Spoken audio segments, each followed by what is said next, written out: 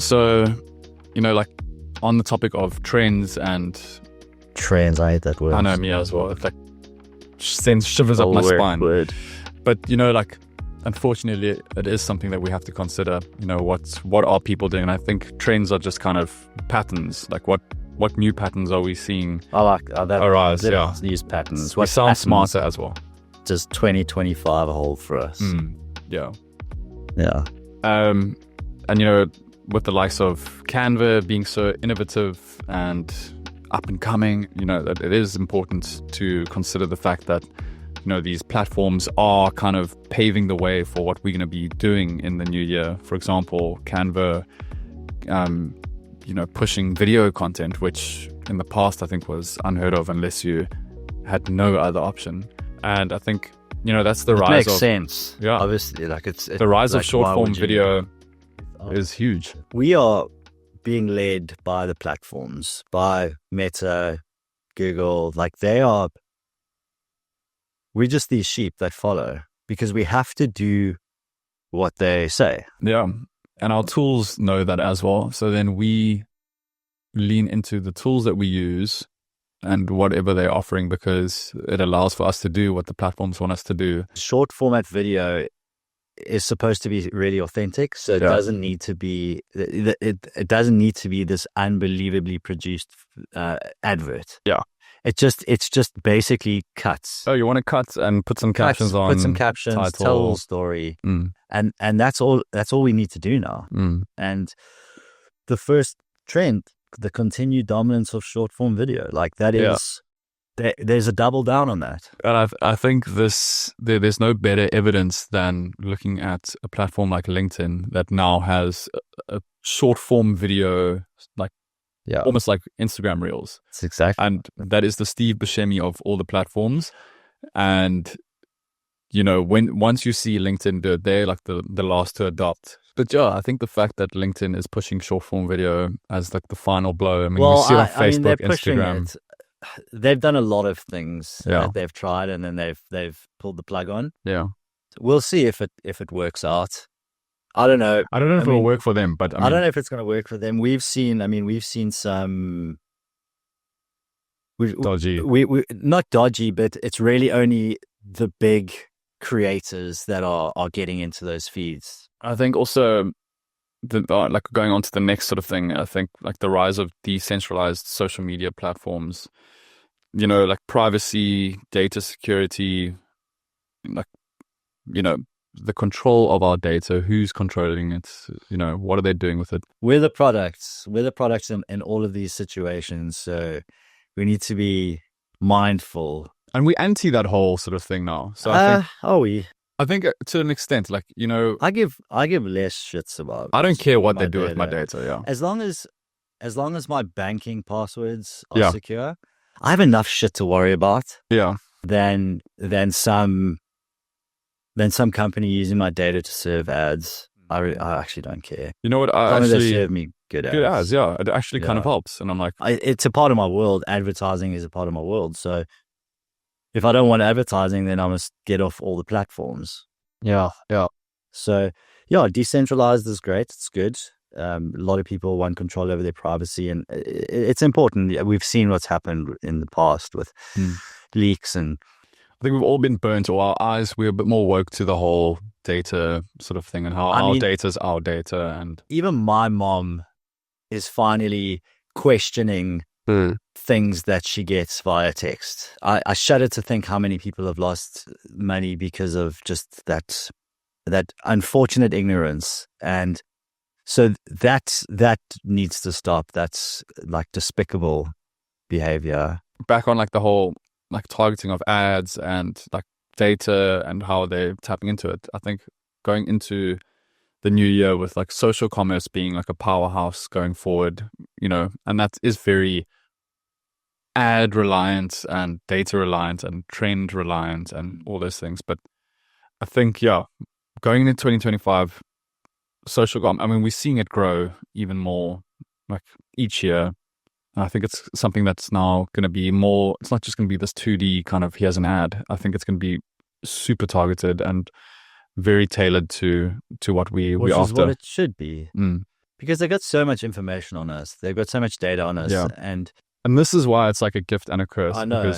But that's the world we live in. Yeah. And if you don't want to be part of it, then look at some of the other platforms that, the decentralized platforms that maybe don't have as much advertising and all of those things. And that's fine. But I think the big ones are kind of Facebook, Instagram, and TikTok at this point. But for me, like, I think Instagram is and YouTube, the one I spend most of my time on. Yeah, and YouTube. But I spend most of my time on Instagram. I see a lot of things that I, catch my eye, that I want to buy, whatever. And these platforms, they used to send you to the website, whatever. Now it's all in app. They keep you on the app, which makes Instagram happy. And the shop or whatever store, e-commerce store that is selling something is also happy, because then you're now clicking through. But that comes back to trust. Yeah. So I've seen a few friends who've been burnt by the social commerce from buying shit that is a scam. Yeah. So you don't. It's easy, but with that ease of use, there comes risks at the same time. With great power. Yeah, it is, because you can buy something in 5 seconds, but how do you know that it's, are you sure that what you're buying is a legitimate product and it's not a scam? And trust is, I think, is really important, because for e-commerce. Well, for everything. I think for all brands now, because there's so much out there. There's so much shit in our face all the time. Yeah. There's just constant bombardment of our senses that I do want a brand that I can trust. Yeah. Trends going into 2025, what we're seeing with our clients, what they're doing, and it's that social responsibility, is that authenticity with how we're telling our stories, how we selling in a way where we just by being honest and speaking our truth. And like, yes, you can, like that, for example, Oakley's ad about the new helmet for big wave surfing. We actually put up a little link or something. They were added so in the comments or something. But I mean, they told the story. They took you down the journey of like buying into it, and at the end, like there was like a little. There was product, not even a sell product at all in that. I can't even say a product placement, but the product that they had created was just serving as a solution to the problem that was in the. And how is a commercial real estate company doing? How can they do the same thing? Yeah. How would a commercial real estate technology company do something similar? Like, look at a problem and solve it, but not necessarily doing it in a way that's like, hey, you can trust us. Yeah. Buy our product. Yeah. It's like them saying, everyone out there is lying except us. Except for us. Like, let's chat. Like, so that sounds like a Better Call Saul. It may be the truth, but the way you tell that story is the difference. Yeah. That's all the difference. And that's what got us excited, because we were like, listen, we can tap into something. There's a methodology behind this. Yeah. This is where we can shine. And that's maybe why, when it comes to storytelling, that it's not just anyone that can just tell that story. Do we have storytelling in here? Because it should be in here. No, but I think that should lie quite heavily into. I think storytelling I mean, it is in this, authentic storytelling. Yeah, in 2025, storytelling is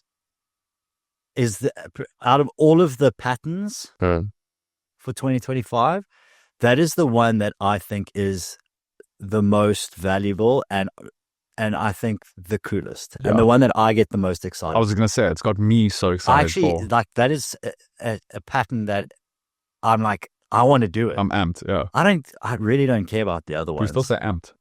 I'm pumped. I don't know. You're younger than me. I don't know. I'm excited to lean into like the storytelling. AI, it works. like all that other stuff. Yes, it's good. It's great. It's cool. But it's got so many. It comes with so much baggage. Yeah. It's also like such a low hanging fruit. It's hopping on the trend. Everyone's doing it. It's easy. If you can tell a great story, that's your craft. Oh man, that's your. People buy into that, man. You can sell them anything. Yeah. I promise you, if you can figure that out for your brokerage or as a broker, if you can tell a great story about a property or about how you do business, but you're not selling them. And I think just storytelling as that well. gets me going. That is the origin of like word of mouth, of like history being transferred over decades and generations, like when you say to someone, did you see that? Yeah. That's what you want. You want people to say to each other, like, did you see that, like that commercial real estate broker? Did you see what, that's the sort of thing you want. You can only do that by doing something different and telling that story from that angle. Because if you just go out with an ad that says, we have a property, buy from us. I'm not saying don't do that, because you do need that.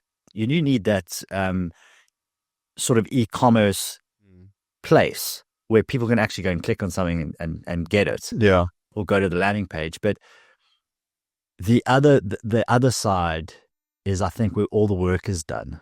That's the side where you're hooking people, you're getting them bought into who you are and what you do, so that when they see the thing like, oh, there's a retail property by those guys, oh man, I love those guys. I'm that's what I'm going to buy.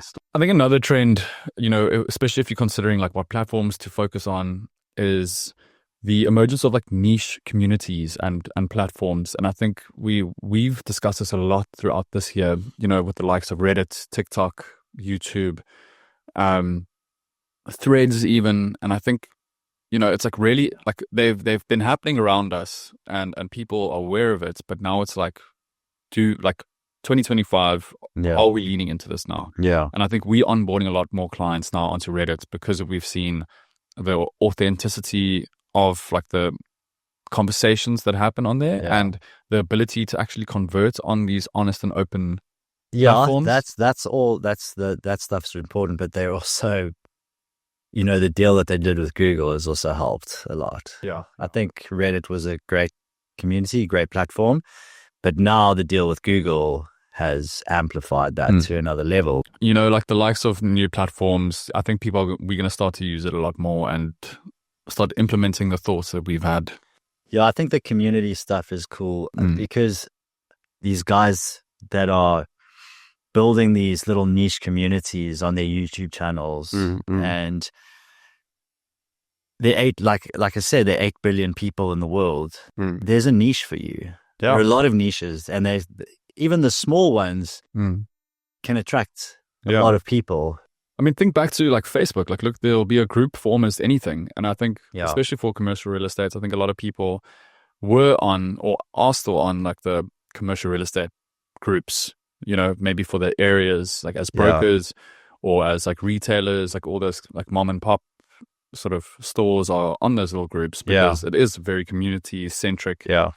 And that now it's like almost like that globalization effect where, social media is a global thing and your community is now global. So I think it's important to kind of, get into that. And I think people are going to, and I think we're just going to see more and more of that growth. Yeah. And I think it's important not to like feel like you have to lean into the masses. Don't feel like you have to double down on what you're good at. If you focus on this product type specialization or this asset class, dive into that, but talk about it, be the best at it, create a little community around it, whether you're doing it on Instagram or LinkedIn or Reddit, or you create a private LinkedIn group, whatever, like there's ways of doing it. And have your little newsletter that you send out. And you don't have to have 1 million people in it. No. Like we said, and no, you got your mates. Like we said in the previous podcast, the B2B world and commercial real estate, awareness is great and getting lots of people to know who you are as a broker or as a brokerage or a tech company or whatever, but you only need one person to lease something, or the numbers don't have to be massive because generally your margins are quite big. It's like salt panning back in the day, like gold panning, gold panning. Like, you got all your dirt, and like you don't actually want any of the quantity. You're sieving all that crap out. You're gonna sieve the crap out, and there's your three little nuggets. Pieces of like gold nuggets that are your payout, and all that hard work that you spent throughout the whole day. There's your little gold that you've sieved out. But you got to be panning in the right area. Yeah. You know what I mean? Yeah, you can't be panning in like the You can't. the rainforest. If you're a smallish brokerage, you can't pan an area of 100 kilometers, like 100 miles. You know what I mean? No. Like you got to find your area, and like Yeah. you're like, okay, cool, this is the place. Like, I need we to know, stay around. Yeah. done Yeah. our research. Like this is the place. Yeah. And you know, Locked in until it's dry. yeah. Then you Move on. Yeah. You know, but so niche communities and those platforms are really cool. I think that's also another exciting thing. I think that we needed to dive into. Yeah. There's also, I mean, like the rise of augmented reality. I think this is a big one for things like retailers. It's still expensive, though. It's expensive, and it also still sounds a little old school. I don't know if we're there yet. I mean, there's so many things like, you know, like Apple's leaning in hard. A lot of It's taking so long. yeah, Like augmented reality has been on my trends list Mm.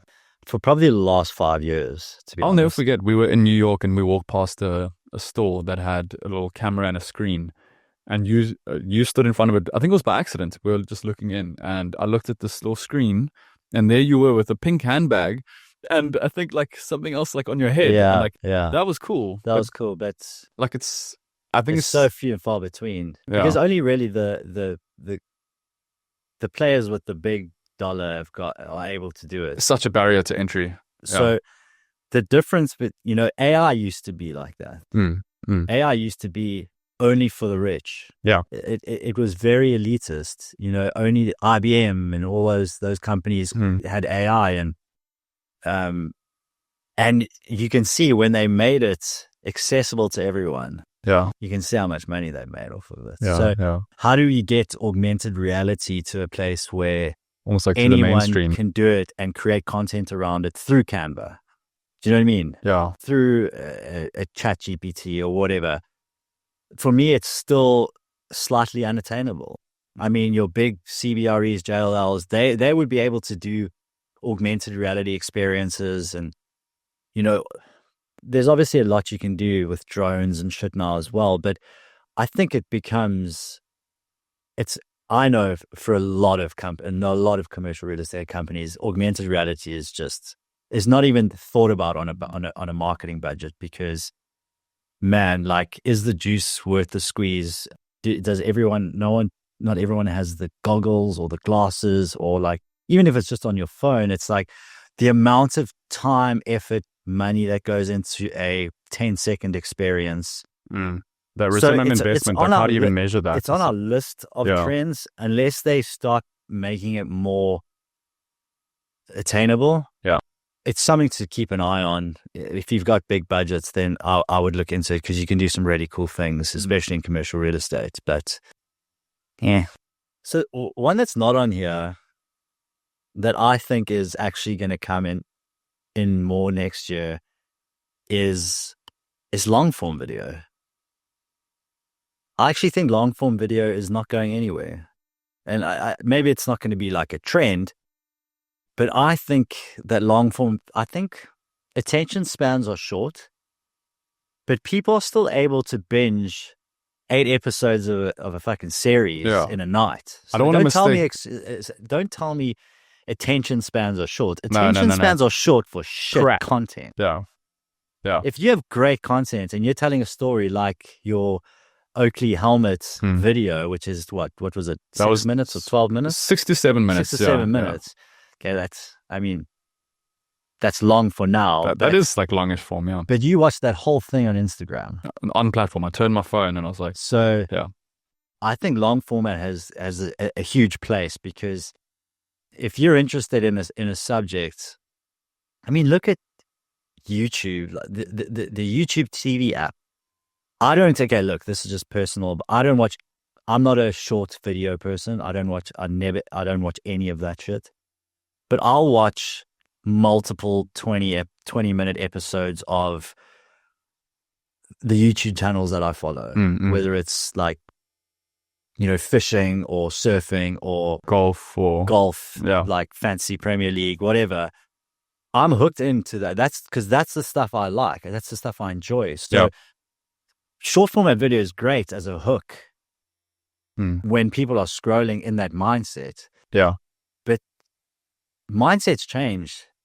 every few hours. The whole time that we were speaking about increased focus on social responsibility and authenticity, I was thinking long form. Like I wasn't even thinking that short form.